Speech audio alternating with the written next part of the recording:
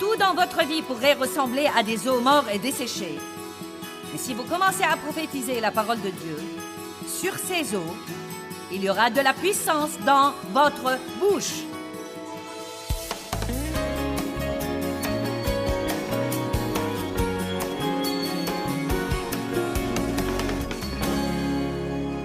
Eh bien, vous devez vous débarrasser du mélange dans vos vies. Le livre de Jacques dit « Par la même bouche, nous bénissons Dieu et nous maudissons les hommes. » Eh bien, je veux que mes paroles soient puissantes quand je vous parle. Mes paroles doivent être fortement ointes. Si je m'attends à ce que vous vous asseyez là et que vous m'écoutiez, et même que vous reveniez plusieurs fois, et que vous regardiez l'émission de télé jour après jour, mes paroles doivent être ointes. Et mes paroles ne seront pas ointes si je prêche la parole de Dieu quand je suis en public, mais que derrière les portes fermées à la maison, j'utilise ma bouche pour beaucoup d'autres fins impies. Donc je vous implore aujourd'hui de prendre ceci au sérieux, car Dieu a besoin de vous, il veut vous utiliser, il veut également accroître l'onction, la puissance du Saint-Esprit sur votre vie, mais vous devez coopérer avec lui. Les paroles portent une puissance créative incroyable. Regardons Ésaïe 55. Ésaïe 55, 10 et 11. « Car comme la pluie et la neige descendent des cieux et n'y retournent pas, mais arrosent la terre et la font produire et germer et donner de la semence au semeur et du pain à celui qui mange. Pensez donc à la pluie et à la neige. Elles descendent du ciel, elles arrosent la terre, et c'est précisément ce qui fait que cette semence germe et qu'elle produise du bon fruit. Il dit, « Ainsi sera ma parole qui sort de ma bouche. Elle ne reviendra pas à moi sans résultat, sans produire d'effet et sans être utile, mais fera ce qui est mon plaisir et ma volonté et accomplira ce pourquoi je l'ai envoyée. » Donc cela me dit que quand je prononce la parole de Dieu de ma bouche, non pas mes paroles, mais la parole de Dieu de ma bouche, elle arrose la graine que j'ai plantée par les différentes activités dans ma vie et elle la fait pousser.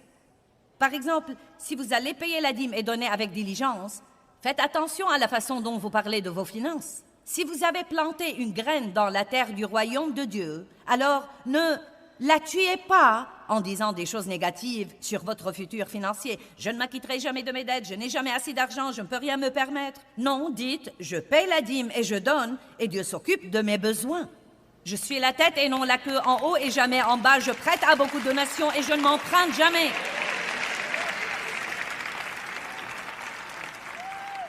Vous pouvez croire que c'est impossible si c'est ce que vous voulez croire, mais je sais que c'est possible.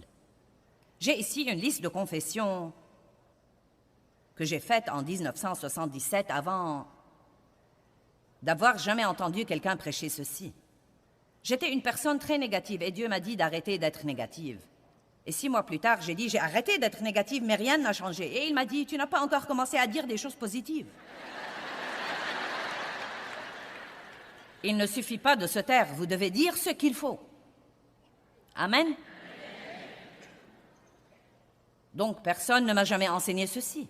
Je n'ai jamais lu un livre là-dessus et Dieu m'a fait faire une liste de confessions. J'appuyais tout ce que j'allais dire sur des versets de la Bible et je commençais à le confesser à haute voix 2 fois par jour. Une des choses que j'ai commencé à dire à l'époque était « Je suis la tête et non la queue, en haut et jamais en bas, je prête à beaucoup de nations et je ne m'emprunte jamais. » C'est dans Deutéronome 28. Et chose étonnante, chose étonnante, chose étonnante, chose étonnante, Dieu nous a donné ce ministère mondial où nous prêchons aux 2 tiers du monde par la télé, avec des travaux sociaux dans le monde entier, des bureaux dans 18 pays différents, sans jamais avoir payé un seul sou d'intérêt. Tout ce que nous avons acheté, nous l'avons en fait payé au comptant.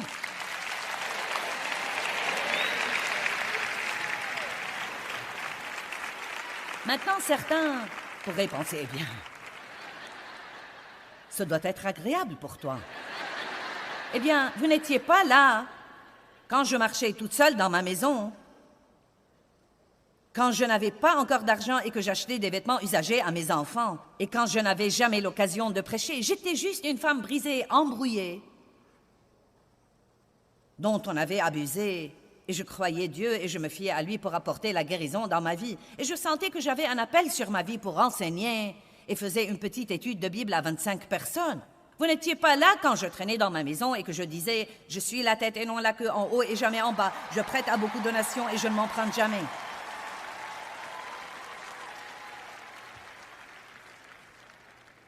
Je ne peux même pas imaginer l'argent que nous avons investi dans le travail du royaume par Dieu qui nous a donné la sagesse d'épargner et d'opérer de cette façon. Et je ne dis pas que c'est faux de le faire d'une autre façon, je vous dis que je crois que c'est le fruit de toutes ces années de confesser ce verset. Parmi les choses que j'avais sur ma liste de confession quand mes enfants étaient petits, non mais c'était quand j'ai commencé à confesser ces choses, aucune d'elles n'était vraie. Aucune d'elles. Et je me sentais idiote. Tout le monde m'aime et j'aime tout le monde. Les gens ne me supportaient pas et je ne les aimais pas non plus.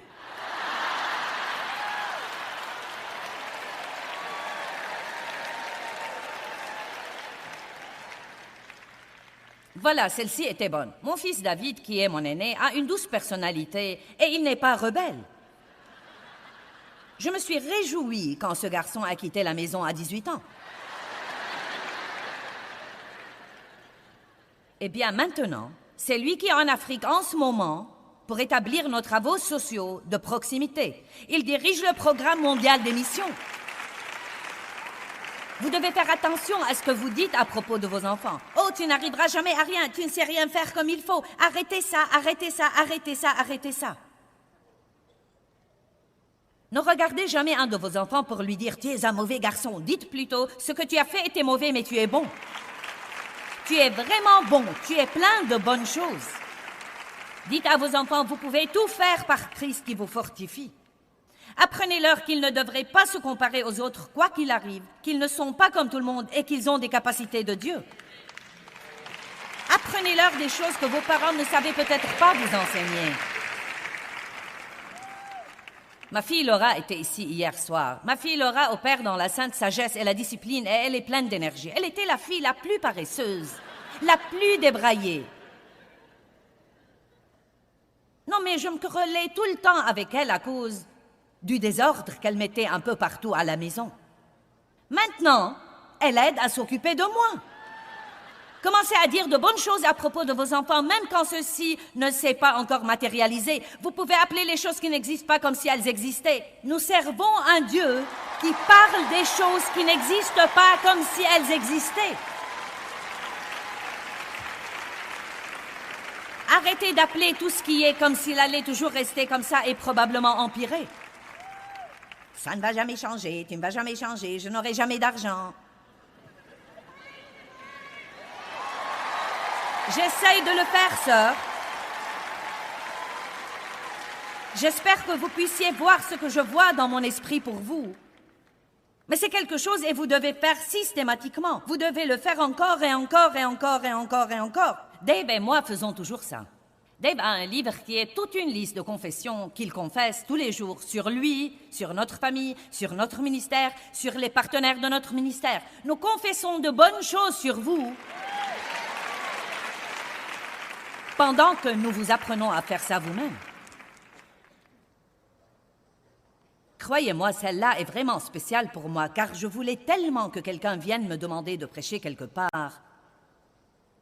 Et je faisais cette petite étude de Bible à 25 personnes. Et une de mes confessions était « Je reçois des engagements pour prêcher en personne, par téléphone et ou par courrier tous les jours. » Et maintenant, c'est une réalité.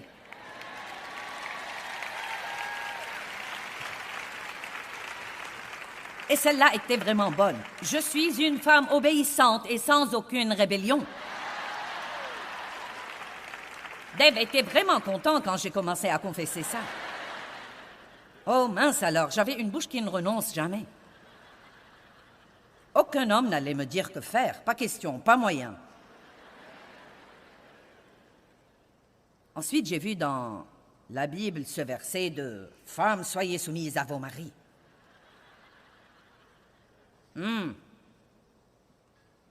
J'y suis finalement arrivée, mais ça a pris quelque temps.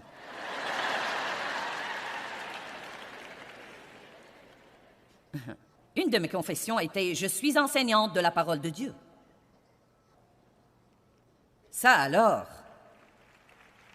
ça me rappelle tant de... Si seulement vous saviez la condition dans laquelle j'étais quand j'ai commencé à faire ça. Si seulement vous pouviez comprendre ce que la parole de Dieu a fait dans ma vie. C'est pourquoi je prêche la parole avec une telle ferveur. Je sais qu'il y a une puissance inhérente à la parole de Dieu pour changer votre vie. Si vous vivez d'après cette parole, si vous l'aimez, si vous la prononcez, si vous la confessez, si vous la méditez, et si vous en faites la chose principale dans votre vie. Une des choses que j'avais dites était, tous mes enfants ils sont tous mariés à des chrétiens. Et maintenant, ils sont tous mariés à des chrétiens. Le Seigneur soit loué, la parole travaille. Ma parole qui sort de ma bouche ne reviendra pas sans résultat, mais elle accomplira ce pourquoi je l'ai envoyée. Je me le dis chaque fois que je sors prêcher une série de messages. Je crois que la parole que je dis accomplira quelque chose dans vos vies. Je plante la parole dans la terre de vos cœurs et je suis sûre qu'elle ne reviendra pas sans résultat. Vous grandirez et vous changerez et vos vies seront meilleures et Dieu recevra de vous plus de gloire. Prophétisez sur votre futur. Il y a beaucoup de versets étonnants. Ésaïe 46, verset 10. Dès le commencement, j'annonce la fin. Ésaïe 42, verset 9. Les premières choses se sont accomplies et je vous en annonce de nouvelles avant qu'elles arrivent. Tout ce que vous voulez voir arriver, vous devez commencer à en parler comme s'il était déjà fait. C'est pourquoi je dis de façon régulière, Dieu travaille dans ma vie. Peut-être que je ne vois pas ça, mais Dieu travaille. Dieu travaille dans mes enfants. Dieu travaille dans la personne à qui je suis mariée. Dieu travaille dans mes finances. Dieu travaille. Et je crois que chaque fois que vous dites ça, peut-être que Dieu nous assigne un autre ange pour faire un peu plus de travail. La Bible dit que les anges prêtent l'oreille à la parole de Dieu. Il y a des anges qui nous sont assignés pour nous aider dans notre vie. Des anges gardiens, des anges qui nous aident, des anges qui nous assistent, des anges qui nous protègent, mais ils ne prêtent pas l'oreille aux plaintes. Allez, vos anges sont si ennuyés, ils ne savent quoi faire, faites-les travailler. Dites, les anges, il est temps de se lever, nous allons travailler. Je suis la tête et non la queue, en haut et jamais en bas. Je prête à beaucoup de nations et je ne m'emprunte jamais. Je suis une bénédiction partout où que j'aille. Dieu répond à tous mes besoins selon sa richesse en gloire par le Christ. Je marche dans le fruit de l'esprit, l'amour, la joie, la paix, la patience, la bonté, la bienveillance. Et ainsi de suite. Ézéchiel 37.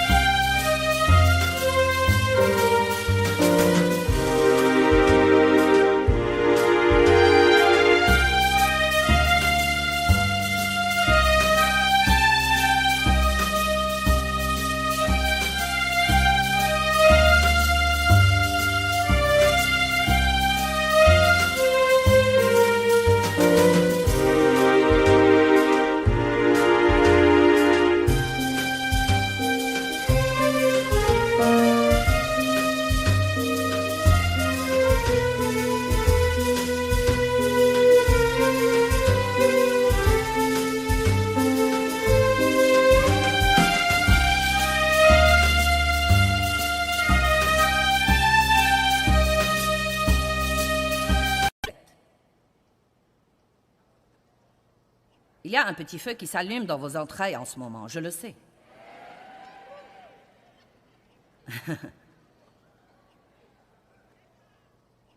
La première chose que vous devez faire, c'est de rentrer chez vous maintenant et de faire vos devoirs. Vous dites, eh bien, je crois que je vais acheter ce livre que tu as écrit, Joyce, et utiliser ta liste. Non, nous avons déjà mis fin à la paresse. Oui, achetez le livre, moi et ma grande gueule, achetez-le. Si nous ne l'avons plus, commandez-le. Vous pouvez utiliser la liste comme un échantillon, mais faites vos devoirs. Notez les choses dont vous savez que vous avez besoin, les choses que vous voulez voir changer dans votre vie et dans votre famille. Ajoutez-y un verset et confessez la parole. La main du Seigneur fut sur moi, chapitre 37, verset 1. Et il me fit sortir par l'Esprit du Seigneur et me déposa au milieu de la vallée et elle était pleine d'ossements. Et il me fit circuler parmi eux et voici, il y avait énormément d'ossements humains dans la vallée ou la plaine et voici, ils étaient très secs. Ossements secs. Je me sens comme un sac d'os secs, Dieu. Et il me dit, fils d'homme, ces os revivront-ils? Je dis, Seigneur Dieu, c'est toi qui le sais. Écoutez ceci, il me dit encore, prophétise sur ces eaux et dis-leur, ossements secs, écoutez la parole du Seigneur. J'aime ça. Ainsi dit le Seigneur à ces eaux, voici, je vais faire venir en vous un souffle et un esprit pour que vous viviez. Et je mettrai sur vous des nerfs, et je ferai venir sur vous de la chair, et je vous recouvrirai de peau, et je mettrai en vous le souffle et l'esprit, et vous, ossements secs, vivrez, et vous saurez, comprendrez, et vous rendrez compte que je suis le Seigneur, le dirigeant souverain qui exige la loyauté et l'obéissance. Regardez ce qui arrive dans le verset 7. Et je prophétisai comme j'en avais reçu l'ordre, et comme je prophétisais, il y eut un bruit assourdissant, et voici, il se fit une secousse et un tremblement et un cliquetis, et les os se rapprochèrent un os de son os. Puis il continue jusqu'au verset 10. Et tout à coup, ces ossements secs se tinrent debout, une immense armée remplie de l'Esprit de Dieu. Peu importe le nombre d'ossements morts que vous avez dans votre vie, tout dans votre vie pourrait ressembler à des os morts et desséchés. Mais si vous commencez à prophétiser la parole de Dieu, sur ces eaux, il y aura de la puissance dans votre bouche. Amen. Donc, vous pouvez affecter votre futur de la façon dont vous parlez de vous-même. Vous pouvez affecter votre futur de la façon dont vous parlez de votre futur. La façon dont vous parlez quand vous avez des ennuis, quand vous avez des épreuves et des problèmes, a beaucoup à voir avec votre futur. À l'approche du temps de la crucifixion du Messie, Jésus a dit à ses disciples, c'est rapporté dans Jean 14, « Le temps dont je vous ai parlé est proche. » Et il leur a dit, « Je ne parlerai plus guère avec vous. » Je crois que c'est intéressant. C'est Jean 14, verset 30. « Je ne parlerai plus guère avec vous. » Pourquoi dirait-il quelque chose comme ça? Ésaïe chapitre 53, il dit « Comme un agneau traîné à l'abattoir, il n'ouvre pas la bouche. » Qu'est-ce que cela veut dire? Je ne l'ai jamais compris jusqu'à ce que j'ai compris Ésaïe. Même Jésus, quand il était dans un temps de douleur intense, a choisi de ne pas ouvrir sa bouche. Vous savez pourquoi? Parce que beaucoup de fois quand nous souffrons, si jamais nous ouvrons la bouche, nous risquons de dire ce qu'il ne faut pas. Ne faites donc pas ce que vous faites normalement. Dès que vous avez un problème, vous courez au téléphone. Tu ne vas vraiment pas croire ça. C'est arrivé encore une fois. Tu sais quoi, chaque fois que je gagne un sou, le diable me le prend. J'en ai assez, j'en ai assez, j'en ai assez. Je déteste ma vie. Ma belle, que devrais-je faire à ton avis? Arrêtez de demander ce que vous devriez faire à quelqu'un qui ne sait pas ce qu'il devrait faire lui-même. Demandez conseil à Dieu. Eh bien, je vais fermer ma bouche et ne rien dire à moins de dire quelque chose de bien. Décidez d'être silencieux parfois. Amen. Et n'est-ce pas que quand nous avons des ennuis, nous voulons juste le raconter, en parler. Non, mais si je vous disais, aujourd'hui, je vais m'attarder après la réunion et vous pouvez venir me raconter vos ennuis. Oh mon Dieu! Je me demande combien ce serait sage de dire, tu sais quoi, Joyce? Je n'ai rien à dire, je vais te laisser t'en aller et rentrer chez toi. Je suis bénie. Wouh! Ce serait merveilleux. Eh bien, une autre chose qui affecte votre futur, c'est de tenir parole. Si nous voulons être des gens de la parole, Nous devons croire la parole, dire la parole, et nous devons tenir parole comme Dieu tient parole. Si vous dites à quelqu'un que vous allez l'appeler demain, appelez-le. Et si vous ne pouvez pas l'appeler demain, demandez à quelqu'un de lui dire que vous ne pouvez pas l'appeler. Et si vous ne pouvez rien faire de ça, appelez-le dès que vous pouvez l'appeler et dites-lui pourquoi vous ne l'avez pas appelé à l'heure. Si vous dites que vous allez faire quelque chose, faites-le. Tenez parole, tenez vos engagements. En fait, j'aurais voulu avoir le temps pour ça, mais c'est impossible. Ecclésiaste 5 dit que si nous ne tenons pas nos engagements et les vœux que nous faisons à Dieu, il détruira l'ouvrage de nos mains. C'est si important. Et aujourd'hui, il est si difficile de trouver des gens qui font ce qu'ils vous disent qu'ils vont faire. Combien d'entre vous se rendent compte que cela devient un grand problème? Eh bien, cela ne doit pas être un problème pour nous. Nos paroles affectent aussi le futur de nos relations. Beaucoup de personnes sont divorcées aujourd'hui simplement à cause de mauvaises paroles prononcées ou de bonnes paroles non prononcées. Écoutez-moi bien, si votre mariage traverse une période difficile maintenant, je crois que si vous rentrez à la maison et que parfois vous commencez à dire les choses qu'il faut, vous verrez la situation changer. Applaudissez plus fort que ça, je ne veux pas rester ici longtemps.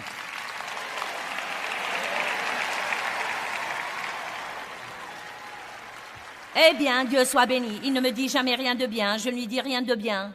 Oh, allez, ne dites pas de bêtises. Vous êtes censé être la personne spirituellement mûre qui a la parole. Devinez quoi? Celui qui est le plus spirituel fait ce qu'il faut le premier. Amen? Ravalez votre fierté. Commencez à trouver des choses positives à dire. Quand il n'y a que vous à la maison, marchez dans votre maison et dites « Je bénis cette maison au nom de Jésus-Christ ». Je donne un coup de pied aux démons des querelles. Nous n'allons plus avoir de conflits et de querelles et de disputes dans cette maison. C'est une maison de paix. Continuez à faire ça. Ne laissez pas le diable vous voler votre famille. Ne laissez pas le diable vous voler votre mariage. Ne le laissez pas vous voler vos enfants et la connaissance de qui vous êtes en Christ. Ne le laissez pas vous voler votre futur en jetant de mauvaises pensées dans votre cerveau pour que vous ouvriez votre bouche et les débitiez aux autres. Amen? Dites quelque chose exprès. Regardons 2 Timothée 2.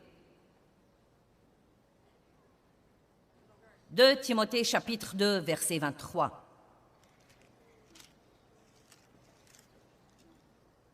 Mais repousse, ferme ta pensée contre, et je vais ajouter, ferme ta bouche contre. N'aie rien à faire avec les controverses vaines, mal informées, peu édifiantes, stupides sur des questions d'ignorants,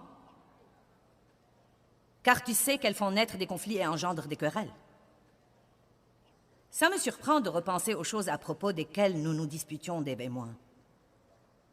Non, mais les trucs les plus stupides. Quel acteur est passé à la télé? Vous avez écouté mes histoires. Dave croyait que tout le monde était Henry Fonda et cela m'exaspérait. Ce n'est pas Henry Fonda. Certains ne savent pas qui est Henry Fonda, mais vous comprenez. Ou quand je lui donne des indications, dire à un homme quel chemin emprunter pour aller quelque part est complètement inutile. Non, mais c'est comme... Non, mais je disais...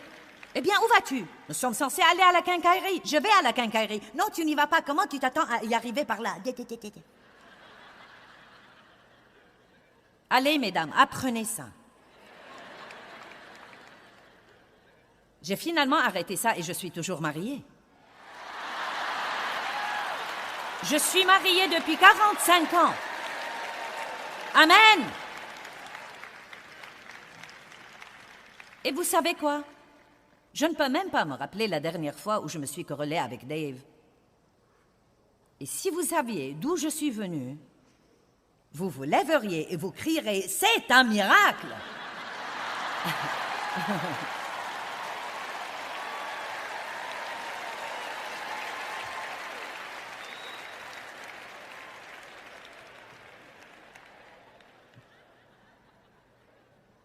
Ne faites pas une montagne d'une taupinière. Ne soyez pas une femme enquiquineuse. Vous savez ce que dit la Bible? Mieux vaut habiter en un coin, sous les toits, que de partager la demeure d'une femme querelleuse. Oh, allez les mecs, vous n'êtes pas si parfaits non plus. Eh bien, j'espère et je prie que le Seigneur touche vraiment votre vie, votre esprit, pour comprendre à quel point vos paroles sont importantes. Vous n'allez pas partir d'ici et ne jamais faire d'erreur. Mais quand vous faites une erreur, dites « Dieu envoie cet ange pour purifier mes lèvres. Donne-moi un nouveau départ. » Quand vous dites quelque chose de mauvais à quelqu'un, excusez-vous auprès de lui. Ayez assez de maturité spirituelle pour dire « Je n'aurais pas dû dire ça, je n'aurais pas dû parler comme ça, veux-tu me pardonner ?» Donnez toujours le bon exemple aux autres. Sortons dans le monde et soyons des lumières brillantes, brillants pour le Seigneur, dans un endroit obscur. Levons-nous tous.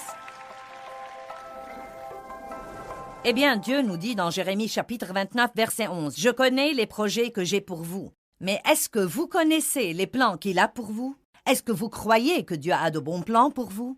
Vous savez confesser la parole à haute voix et vous accorder avec le plan de Dieu pour votre vie, avec vos paroles, fera dans votre vie les changements les plus étonnants que vous ayez jamais vus.